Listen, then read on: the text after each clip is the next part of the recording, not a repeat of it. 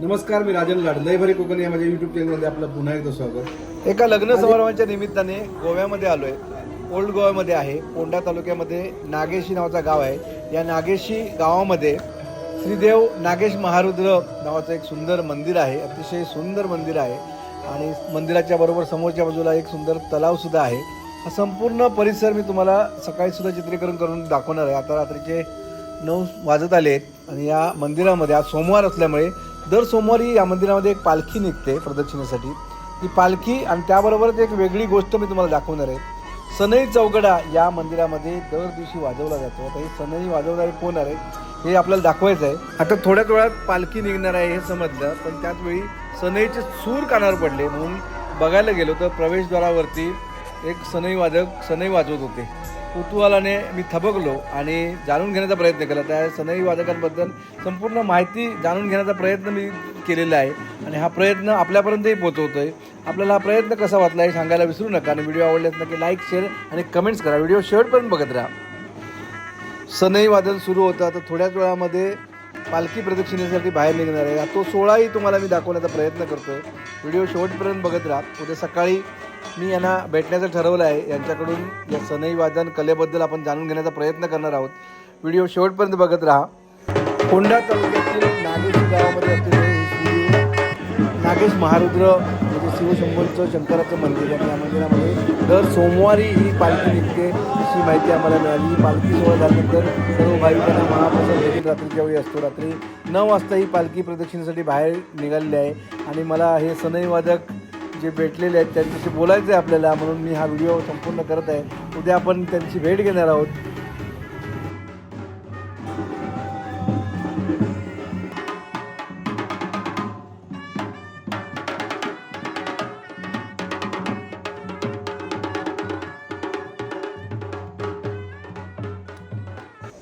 सकाळचे 10:30 वाजलेत. मंदिराच्या समोर असलेल्या तलावाचा परिसर पाहत आहे आणि समोरच्या बाजूला बघा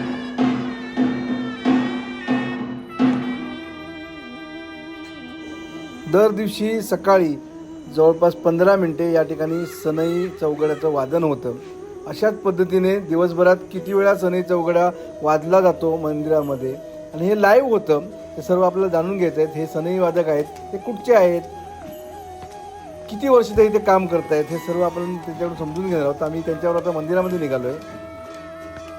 तुमचा म्हणजे किती वाजता किती वेळा वाजवता वगैरे काय? 10:15 चौघडा असतो. हां हां.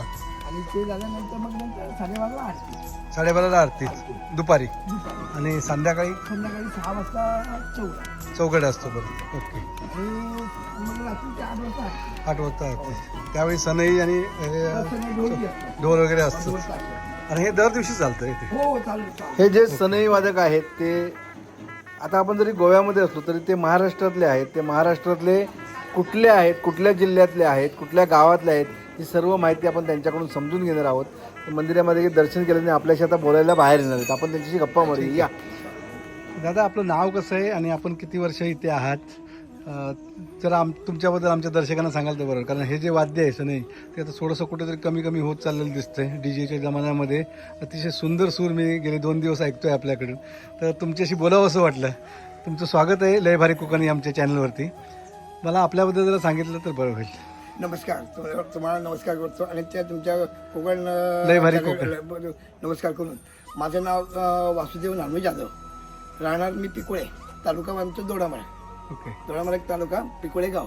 ओके. आणि तिथून मी आमचे पप्पा आमच्या अगोदर आमचे सनई वाजवत होते आणि सनई पप्पांनी मला दाखवलेली आहे. आज मी 50 वर्ष, आज मी या कार्यात 50 वर्ष काम करतोय आता. ओके. आणि मला इथं नागेशीला मी आता जवळजवळ मी 12 वर्ष इथं काम करतोय. महालक्ष्मीला पण अगोदर होतो. अच्छा. महालक्ष्मी म्हणजे कुठे आला? 5 मिनिटं पुढे. 5 मिनिटं पुढे. आता हा जो नागेशी गाव आहे तो फोंडा तालुक्यामध्ये, गोवामध्ये फोंडा तालुका, त्याच्यामध्ये हा नागेशी गाव आहे आणि हे नागेश महारुद्र मंदिर आहे. आणि इथं मी 12 वर्ष काम करतोय. 12 वर्ष तुम्ही सेवा करताय. आणि तिथं 7 वर्ष काम मी तिथं केलं महालक्ष्मीला अगोदर. हां हां हां. आणि तिथं नंतर मी जांभवलीला गेलोय. अच्छा. जांभवली हां. जांभवली म्हणजे काय कर्नाटकाच्या भागाला पडते. हां. आणि इथं नंतर मारदोळ, मंगेशी, महालक्ष्मी, पणजी. पणजीला पण तिकडे आमच्या इथे प्रोग्राम असे चालू असतात. बाळे, कुकुळे, फाचरते, काणकोण, कारवार अच्छा. मदनगिरी, परत मग गोकर्णापर्यंत. हे आपल्या सिंधुदुर्गातच का मी जास्त इकडे सणे वाजवत नाही. सिंधुदुर्गात कुठे असे कार्यक्रम होतात का? कुठे मंदिरामध्ये असं काय तुमच्या? नाही नाही, इथं दोडामारला आमचे आहेत ते. दोडामारला हो. आहे.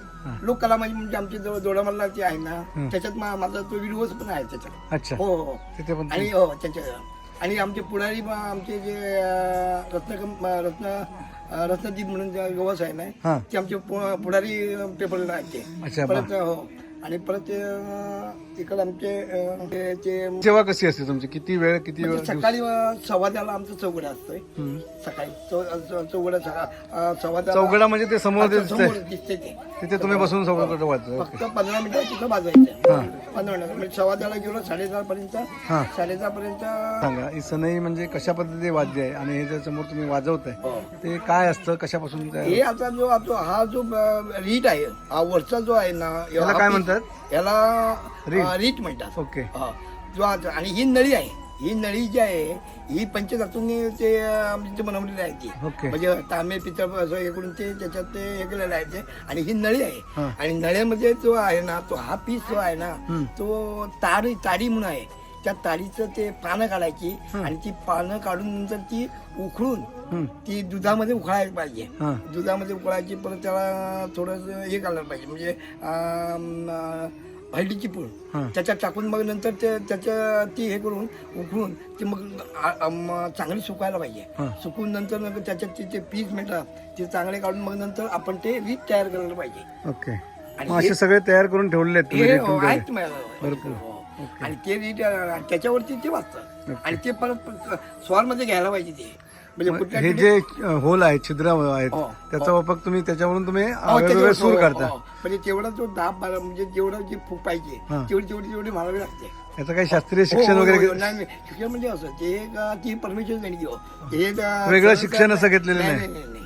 आणि परमेश्वर देणगी म्हणजे सांगायची गोष्ट म्हणजे ही सणाचा स्वार जो आहे ना, तो सहसा कोणाला मिळत नाही.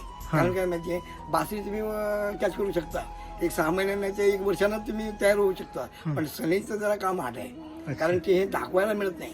कारण हे आतमध्ये जो आमचा हा जो रीट असतो तो एक टायमाला आम्ही जिभेवरती ठेवतोय. एक टायमाला ती जीभ काढून पुढे ठेवून परत ती फूक मारावी लागते. आणि किती दाब मारून फूक मारून तो तो तो स्वार उठवायला पाहिजे.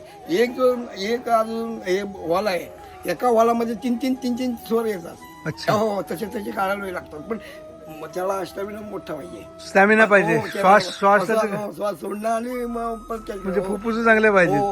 ह्याच्यावरती भरपूर हे आहेत ते. अच्छा. आणि हात म्हणजे हेच काम, मेहनतीचं काम आहे भयंकर. म्हणजे पण ही परमिशन देणगी. आणि हे कसं आम्ही फक्त हातात धरते हो, पण ते करता तो बरोबर ते हे करतोय, करून घेतो आपल्याकडून. नाही, हे विचार असणं फार गरजेचं आहे. म्हणजे असं आपण मी करतो याच्यामध्ये नाही आम्ही करत नाही. आता सांगायची गोष्ट म्हणजे मी पिकुळे गावचं, आणि मी आमच्या गावाकडे एक मानकरी म्हणजे कसे आम्ही वाजंत्री म्हणून आमचं घराणं आहे. घराणं आमचं वाजंत्री आहे. आणि मी जाधव घराण्याचं आहे. आणि ढोल ताशापासून आमच्या बापदादापासून आमचं हे घराणं चाललेलं आहे तिथे. आणि आमच्याकडे 5 गावाचे एक देवस्थान आहे, पूर्वांचारी म्हणून. आणि त्या देवस्थानामध्ये आमचे अगोदर बापदादापासून आमचे तिकडे काम करत होते. आणि अजूनपर्यंत ते चालू, आणि आम्ही आता त्यांच्या मागं आम्ही चालू ठेवलेलं आहे. आणि हे ढोल ताशांचे आणि हे सणाई बी आमचे पप्पा बी सगळं गायन पण.